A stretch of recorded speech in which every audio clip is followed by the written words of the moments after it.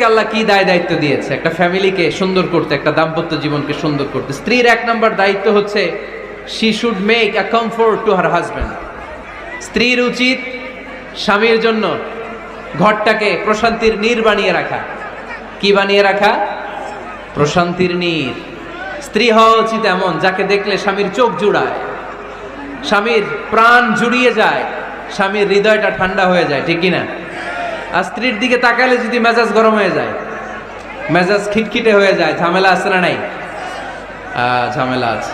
এজন্য মেহেরবানি করে আমাদের বোনরা যারা এমন কোনো কাজ করবেন না যেটা স্বামীর মেজাজকে খিটখিটে করে দেয়, কারণ আল্লাহ তাআলা আপনাদেরকে তৈরি করেছে লিতাসকুনু ইলাইহা, স্বামী আপনার কাছে গেলেই যেন তার হৃদয়টা প্রশান্ত হয়ে যায়, ঠিক কিনা? অনেক স্ত্রী আছে না জেনে না বুঝে স্বামীর সাথে এমন খিটখিটে মেজাজ দেখায় যেটা স্বামীর জন্য মেনে নেওয়া কষ্টকর, স্বামীর জন্য একটা ত্রাস।